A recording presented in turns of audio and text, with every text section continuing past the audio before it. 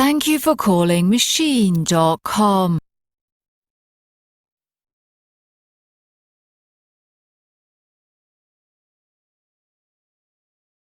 I wanted to get into it today on the Saturday CarPlay radio podcast and go over my 10 most hated things about sedans in the last 10 years. I'm talking about manufacturers that just made stupid decisions, in my opinion, when they could have came all out and made a statement in the sedan world.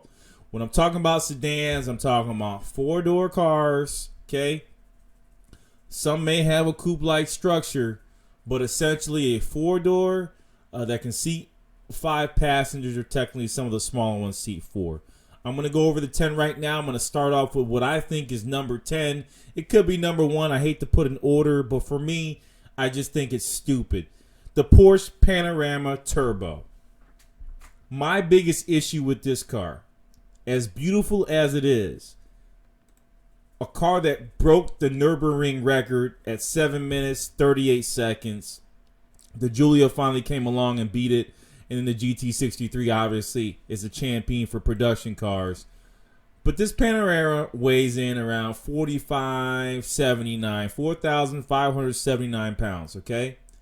But then it has a bigger brother, okay? That bigger brother happens to be the Porsche Panamera Turbo S, which is now a hybrid.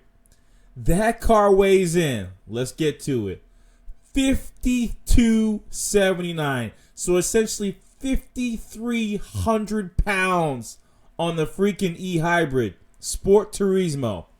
It's packing much more power, but at the end of the day, you're wasting time and space with that kind of weight on a car. I don't think it can be fun. It's just very difficult, even though they make some SUVs fun at that size. It's just not the same thing. Let me come back to the Panamera Turbo. My biggest issue is why didn't they offer a Panamera Turbo S in regular gasoline form with essentially around 640 to 660 horsepower with over 600 foot-pound of torque with that V8. So essentially where I'm going with this, why the hell didn't Porsche offer a Lamborghini Urus engine, we can go to that real quick, inside of this Panamera Turbo S as a launch vehicle? I don't know why they didn't. I understand the cannibalization of the hybrid, but in my opinion, from a driving experience, I'm making fun of this, but nowadays it's pretty good. 4,579 pounds is good for an all-wheel drive vehicle right now. Why didn't they go to it? God knows. Big mistake by Porsche. That comes in as my number 9. Should have had more horsepower and should have been offered as in S form. Now, this is no slouch, as I mentioned. 550 horses, 3.6 to 60, 190 mile per hour top speed. Still, they could have did a little bit more, especially with the GT63 taking the crown as a top-rated four-door sedan, production sedan in the world. I know the XT's there, I see it, but it's not a production sedan technically as far as how many they made. I really do think it could beat the GT63 if it had a little more kahunas in the engine. Let me get to number 9, all right? Cadillac fans, go ahead and neg me if you want, but I love the CTSV, and I have no clue why they basically took the CTSV out of production and introduced in the CT5V, okay? This was probably one of the biggest disappointments to me. On top of that, that 6.2 liter V8 engine never got the opportunity to be mated to the 10-speed auto. And that was another big snafu by Cadillac. It drove me nuts. The CT5V is no slouch. I think in some respects it does look better on the front end after you get used to it. But I guess I'm old school and I prefer this look rather than this look. But again, this is not a bad looking car, but it's a smaller car. And it moves into that mid-range segment where it's not a 3 Series, it's not a 5 Series. When they released this CT5V, they used the same damn moniker with the V on the end of it as the CTS, which made folks think, oh no, we're getting something powerful again. At least it got the engine power. We're good to go, right? The styling we'll get used to. Even though it's not bad, it's just I think that the older CTSV had a stance that I love so much. Just look at that thing versus going to this guy. This car came in with a 3-liter twin-turbo V6. How dare you, Cadillac? I mean, I don't understand the logic behind this, especially in a company that is trying to catch up to the German manufacturers. Why would you not release the V8 off the gate? And why are you playing with these acronyms? It makes no sense. And it's probably another reason for some of Cadillac failure woes as far as sales. But enthusiasts like me that just love Cadillac will always track them and follow them. I said, why not release the V8 version off the rip, is because I know that there's going to be a Blackwing version coming sometime next year or the end of next year. I bet COVID had a part in slowing that production release down. But this CT5E, the fact that it has a twin turbo V6, not a slouch, 360 horsepower, 400 foot-pound of torque. I get it. Not bad. Under 0 to 60 under 5, probably quarter mile time in the high 12s. Actually, no, I'm lying. The quarter mile times on these is in the 13s. So it's interesting to bring out this car, but if you're gonna replace two cars, the ATS-V and CT5V, with one car, it better come hard. And for me, this was not hard enough, even though I've driven the CT5V and it has a pretty good engine. All right, that's my number 9. Let's get into my number 8. See this car right here? That is a Jaguar XF. Jaguar made a comeback story back in 2009, right? In an attempt to get back at the Germans, right? Audi, Benz, and BMW. And XF at some point when it came out, it was considered a competitor to the 5 Series, the E-Class, as well as the Audi A6. However,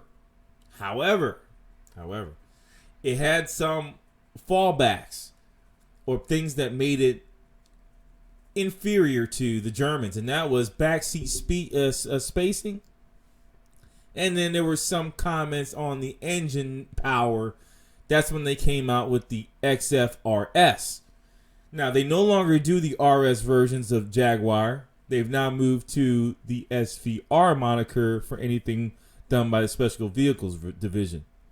However, one guy's missing that they've never updated in 2020, and since its release, I believe the release was 2018 of the new design. One thing that has changed most definitely is the fact that there's no XFR. There's no V8 version of the XF. And that is due to some of the woes in the car sales, with everyone switching over to trucks, SUVs of some short CUVs. So that was a slap to the face, I think, of car enthusiasts. And my number 8 snafu, when we talk about car manufacturers doing it wrong in the sedan segment, why no XFR? I mean, the XF RS made a big presence and had a big stance, 550 horsepower, 500 foot-pound of torque, but this car couldn't survive in this environment with that supercharged engine. It would have to be an upgraded V8 5-liter with over 600 horsepower, mirroring the valuable XC SV project that had the Nürburgring record. So that was my number 8. Number 7. Oh, Lord. You're like, why is this up? Ford, you got a 5-liter V8. Why not throw that in the Continental? How can you have a Lincoln Continental release and have a twin-turbo V6 in there? I get it powers the Ford GT. I get it powers numerous amounts of cars in the segment. However, in a luxury car, to not have a V8, in my opinion, all right, I'm still on old school in that light. It makes no sense, okay? It makes no sense unless you're living in New York and you're saving your money. And you're saying, hey, I need the V6 because gas, blah, blah, blah. Anyhow, but 5-liter V8 is there from the Mustang. Why did they not put this in the Continental to make a stance to show, hey, we're a little bit of cut above just a full-size sedan. We're trying to hit another level.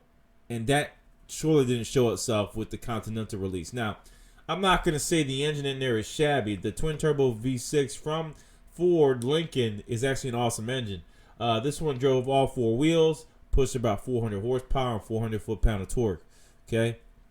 So with that said, there's opportunity there with this car.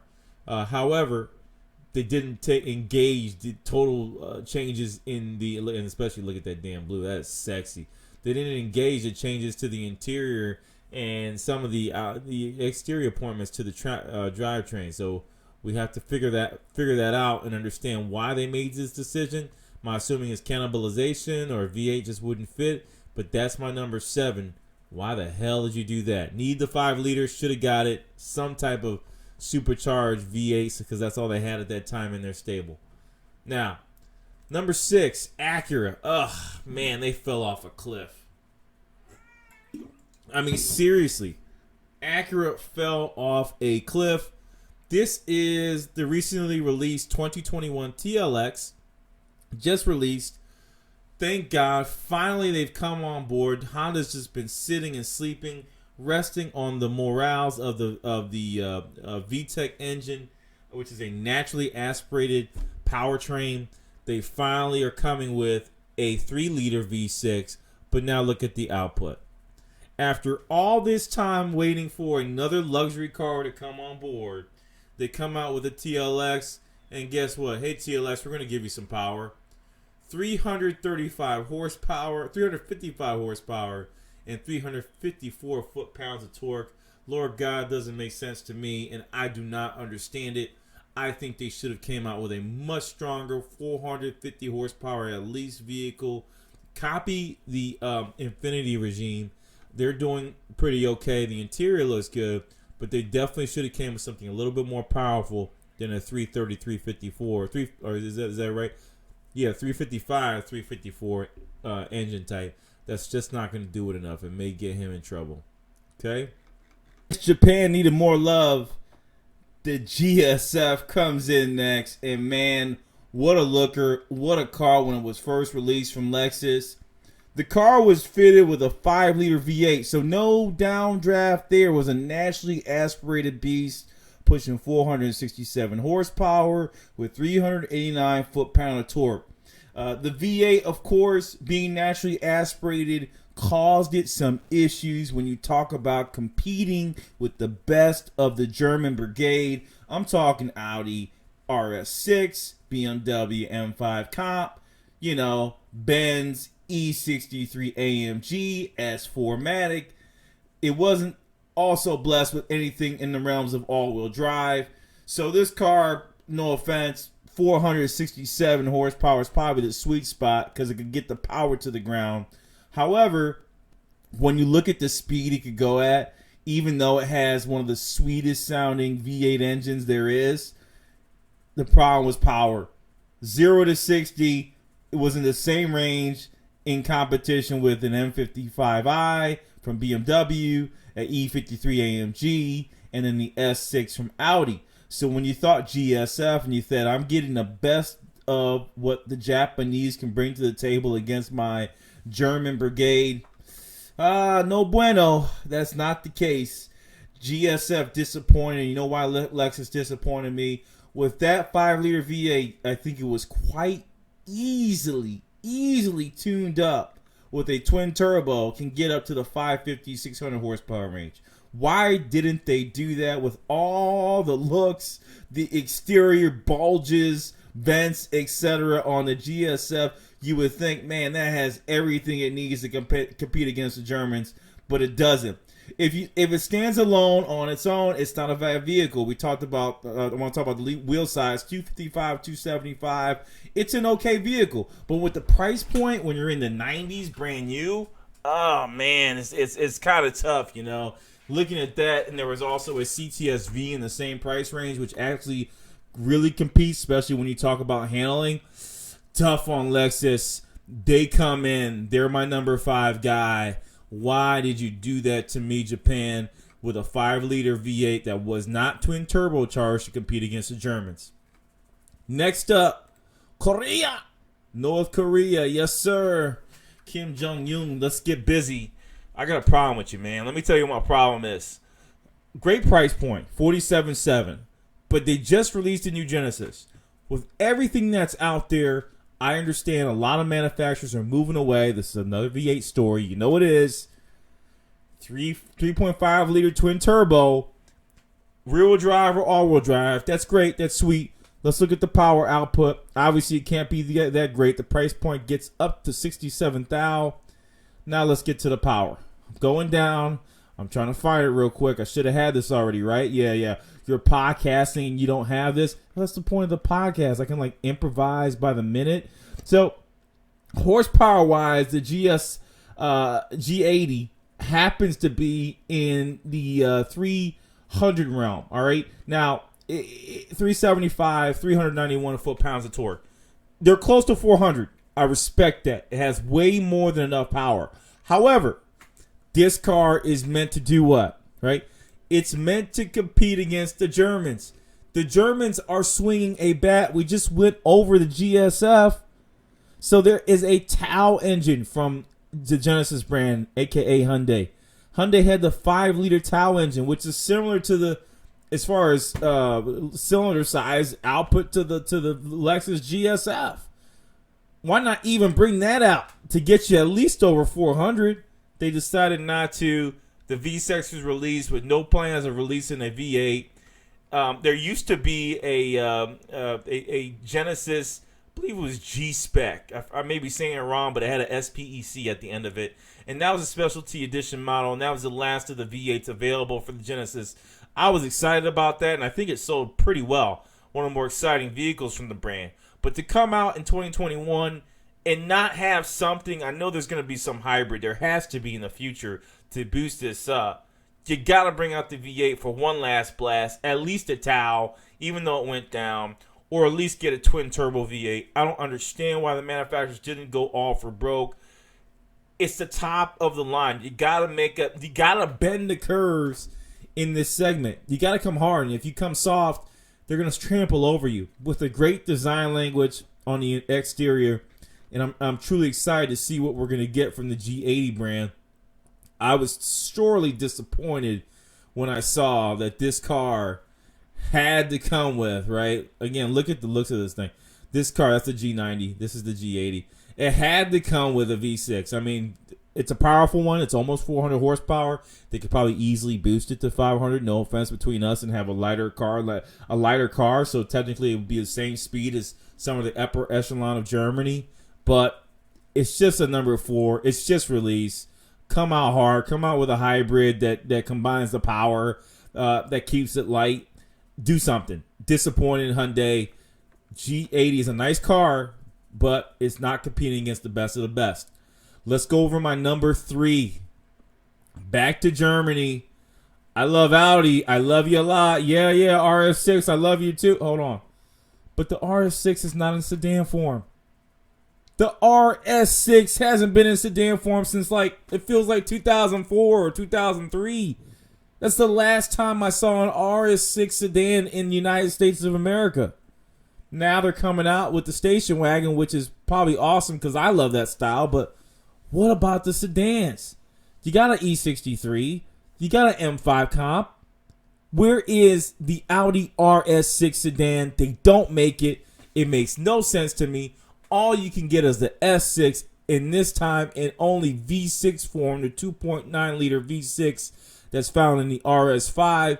That gave you 444 horsepower with 443 pounds-foot of torque, which is not light, which is not bad. You see what RS5 does from a damage perspective. It's still very fast.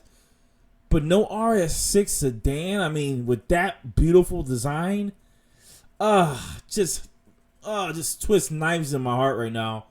And that is my number 3 guy for disappointment when I look at what Audi has brought to the table for America. I get it. CUV sell and SUV sell, and that's what you're focused in on. But to have a little halo in the sedan market to keep it alive, I didn't think that was going to hurt too much. All right? Now, Italy can't be left alone. You know, I got to move over to Italy. I hit every country but Italy, and you're saying, what the hell are you showing a Trofeo for? Huh? Trofeo. Why are you showing a Levante Trofeo? Because they got a Trofeo 590 horsepower Ferrari-derived V8 3.8 liter twin turbo, almost 187 miles per hour top speed, 3.7 to 60, 590 freaking horsepower, as I mentioned. But guess what? Where's the Ghibli? Why doesn't the Ghibli have the 3.8 liter V8?